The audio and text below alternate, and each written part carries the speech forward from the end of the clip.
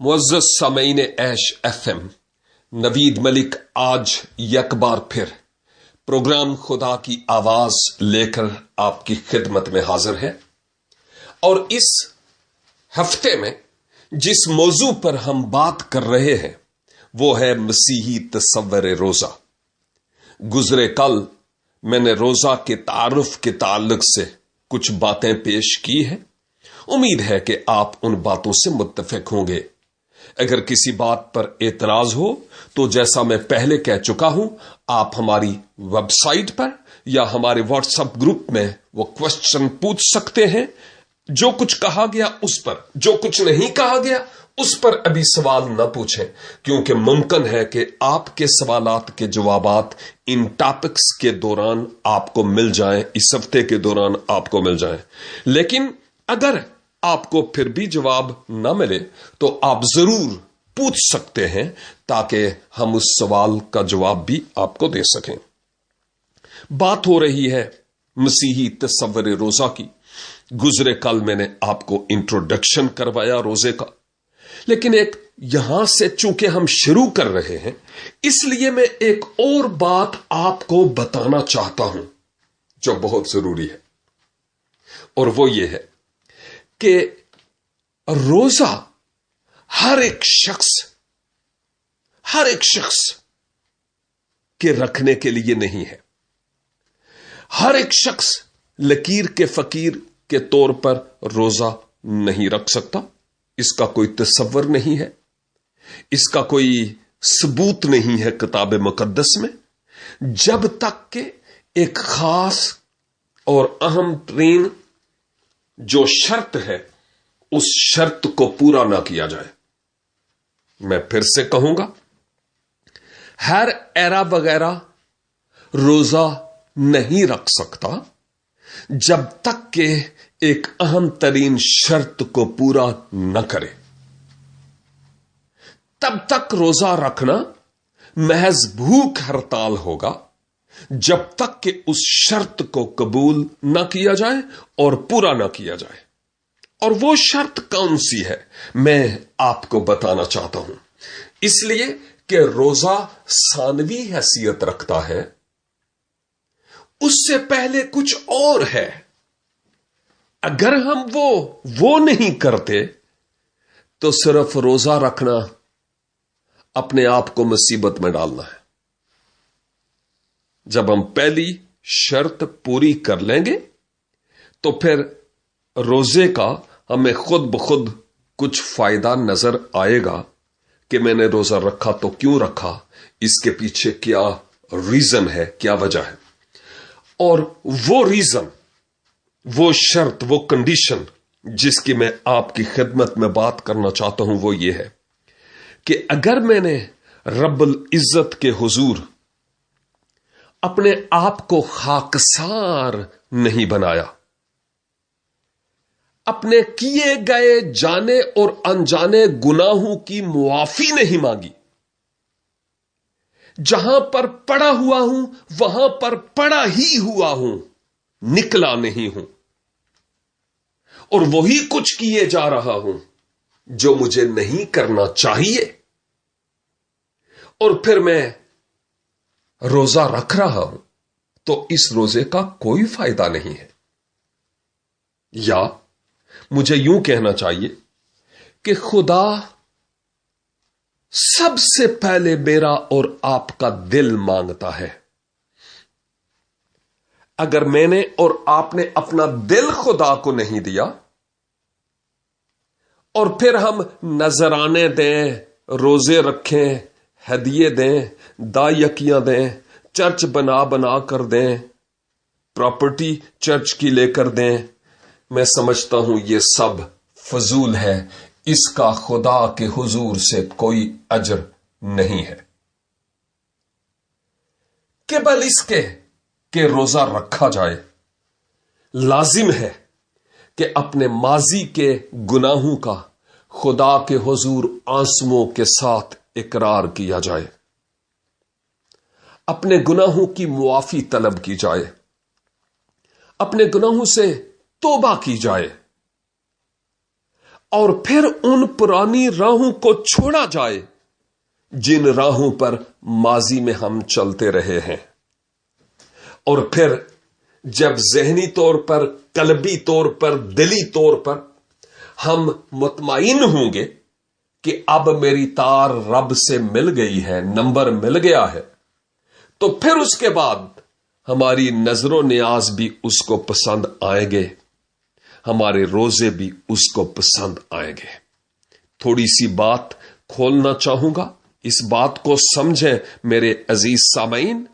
पहली बात यह है कि अगर आप रोजा रखना चाहते हैं तो फिर उससे पेशतर, अगर इससे पहले ऐसा नहीं किया तो अब कर लें कि सबसे पहले अलहदगी में खुदावंद के हुजूर नीचे फर्श पर दरी बिछाकर, चटाई बिछाकर खुदावंद के हुजूर झुक जाए और अपने जाने और अनजाने गुनाहों का उसके हुजूर इकरार करें।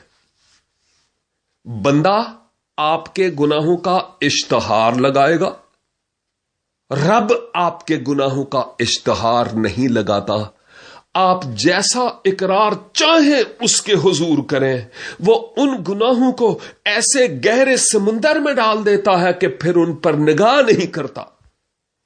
वो पूरब से पश्चिम तक हमारे गुनाह क्यों ना हों, उनको वो मुआफ कर देता है। ये उसका कलाम कहता है, इसीलिए मैं कह रहा हूं। और मेरे अजीज, जब आप खुदावंद के हुजूर बैठकर अपने गुनाहों का इकरार करते हैं, ज़बूर 51 देखिए, दाऊद ने अपने गुनाह का इकरार किया, बहुत सारे हवाला जात हैं। उसके बाद दूसरे नंबर पर आप अपने गुनाहों से तौबा करें। तौबा से मुराद फिर जाना है, फिरना, वापस उन राहों पर ना जाना। आंसुओं के साथ इकरार करें, आंसुओं के साथ अपने गुनाहों से तौबा करें और फिर खुदा बाप के हुजूर शुक्रगुजारी करें कि यीशु मसीह के लिए, कि मेरे गुनाहों के लिए सलीबे कलवरी पर वो मर गया, दफन हुआ और जी उठा। यीशु मसीह पर ईमान लाना, उसको अपने शख्सी निजात दहंदा के तौर पर कबूल करना बहुत जरूरी है, लाजिमा मलजूम है।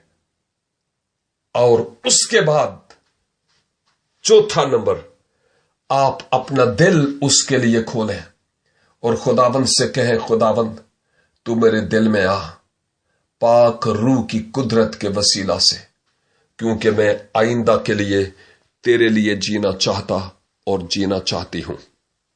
जब आप ऐसा करेंगे तो खुदावंद अपने पाक रूह की कुदरत के वसीला से आपके दिल में आकर सकूनत करेगा। और ये जो दुआ आपने की है, इस दुआ के नतीजे में आपको खुद तसल्ली और इत्मीनान मिल जाएगा कि आपने अपना आप खुदावंद के हाथों में सौंप दिया है, खुदावंद ने आपको कबूल किया है, बशर्ते कि आपकी ये दुआ रूटीन की दुआ ना हुई हो, बल्कि आंसुओं के साथ की जाने वाली दुआ हुई हो।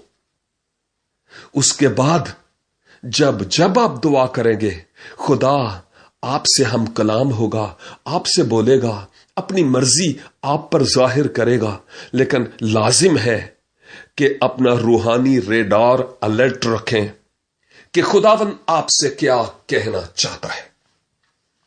तो जब इसी को तो बाइबल मुकद्दस की टर्म में कई लोग नई पैदाइश का तजर्बा कहते हैं, मसीह को कबूल करना कहते हैं, नया जन्म कहते हैं। अब जब आप ऐसा कर लेते हैं तो उसके बाद आप फास्टिंग में, यानी रोजा में खुदावंद के हुजूर ठहर सकते हैं। लेकिन डिपेंड करता है कि जब आप रोजा में ठहरते हैं तो उसके लिए भी कुछ खास उसूल हैं, उन पर हम आहिस्ता आहिस्ता बात करेंगे। और वो ये कि आप जो रोजा रख रहे हैं वो क्यों रख रहे हैं, क्या वजह है, क्या उसके पीछे कोई रीजन है, कोई मकसद है। अगर आप सब रख रहे हैं इसलिए मैं भी रोजा रख रहा हूं, तो ये तो कोई तुक नहीं है, ये तो बेफायदा होगा। اگر سب رکھ رہے ہیں تو رکھیں، لیکن میں کیوں رکھ رہا ہوں؟ کوئی ریزن ہونا چاہیے۔ لیکن پھر بھی آپ کو ریزن معلوم ہو بھی جائے تو میں آپ کی خدمت میں یہی کہوں گا، پھر بھی اپنے آپ کو خداوند کے حضور عاجز اور انکسار بنانا لازم ہے۔ دوسرا تواریخ 7 باب اور اس کی 14 آیت، اس کے مختلف حصص پر ہم نے ایش ایف ایم سے کلام سنا ہے، اور اب بھی میں کلام سناتا رہوں گا، پھر سے پڑھوں گا، یہ آیت تلاوت کروں گا۔ یہاں پر لکھا ہے، تب اگر میرے لوگ جو میرے نام سے کہلاتے ہیں خاکسار بن کر دعا کریں اور میرے دیدار کے طالب ہوں اور اپنی بری راہوں سے پھریں، تو میں آسمان پر سے سن کر ان کا گناہ معاف کروں گا اور ان کے ملک کو بحال کروں گا۔ میرے عزیز سامعین، کیا آپ نے اس آیت میں دیکھا؟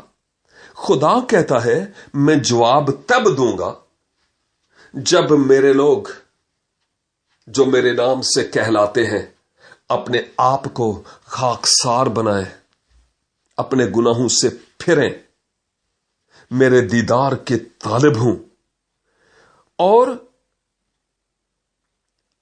میں پھر ان کی اس آواز کو، جو ان کے دل کی آواز ہوگی، آسمان پر سنوں گا اور پھر ان کو ان کی دعا کا جواب دوں گا۔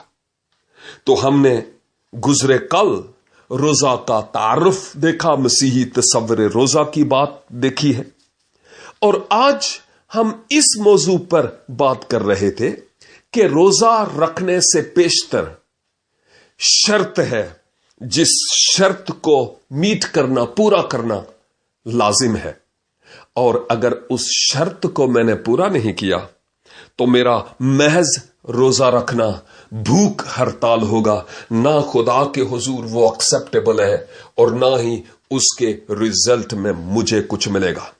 میرے عزیز بھائی، میری عزیز بہن، ان باتوں کو اچھی طرح نوٹ کر لے، کیونکہ جب ہم اس اپنے موضوع کا جب بھی اختتام کریں گے تو آپ کے تمام سوالات کے جوابات آپ کے پاس موجود ہوں گے۔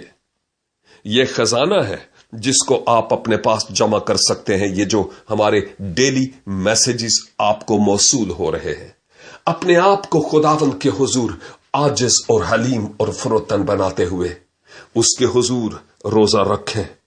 لیکن کیسے رکھیں، کیا کریں، کب رکھیں، ان موضوعات پر ہم آئندہ بات کریں گے۔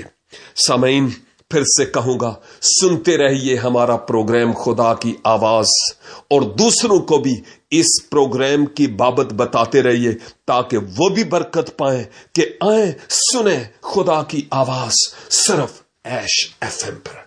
God bless you.